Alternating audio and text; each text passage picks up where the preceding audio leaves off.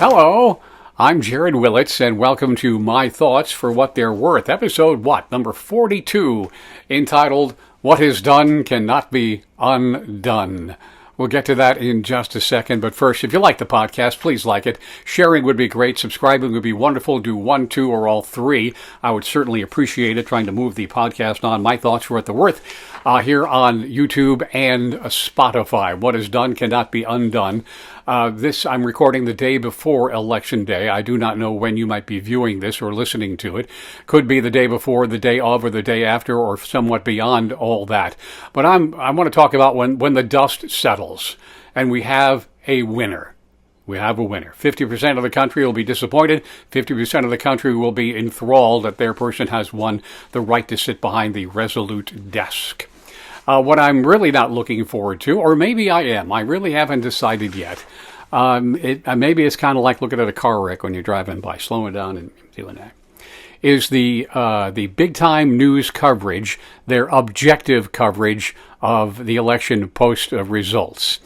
I know, either depending on what network you're watching, they will not be able to contain themselves either with joy and elation or just mad and disappointed as they can be. There'll be no covering it up by any means. Rather than just doing, here are the numbers, here's what's happened, this is what it'll be almost too much to bear. And then down the line, it's the inauguration, but let's not talk about that. So hopefully what I'm thinking here is for the rest of us, just regular folk. It's going to be over eventually, and we're going to have to learn to live with it. What is done cannot be undone. It's over. The votes have been tallied, and a winner has been chosen. There are things to think about and to perhaps put in your mind. I think what we can do is learn from the words of Don Henley and the Eagles so many years ago, a song entitled "Get Over It." A little more up to date in modern times. Taylor Swift, "Shake It Off." It is what it is. You've got to move. We've got to move on. Then you can just throw this one to yourself every now and then. God grant me the serenity to accept the things I cannot change, the courage to change the things I can, and the wisdom to know the difference, the serenity prayer. Just understand that some things cannot be changed, some things can, and we have to kind of move on. But what I really wanted to do today is read you a letter. Written back in 1993, January of 1993. You probably know where I'm going. You've probably either seen this or heard this before, or maybe you haven't. If you had, it's worth listening to again, I think. If you've never heard it, well, it's more than worth your time. Kind of a masterclass in how things should be done.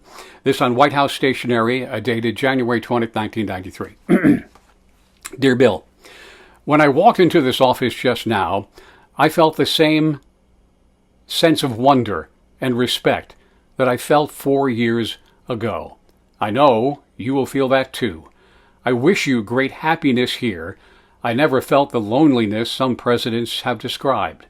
There will be very tough times, made even more difficult by criticism you may not think is fair. I'm not a very good one to give advice, but don't let their critics discourage you or push you off your course. You will be our president when you read this note. I wish you well. I wish your family well. Your success now is our country's success. I am rooting hard for you. Good luck, George. A masterclass in how it's done and the peaceful transfer of power. Let's all hope and pray that that's the way it goes this time around the block. Those are my thoughts for what they're worth. Please like, share, and subscribe. I'm Jared Willits.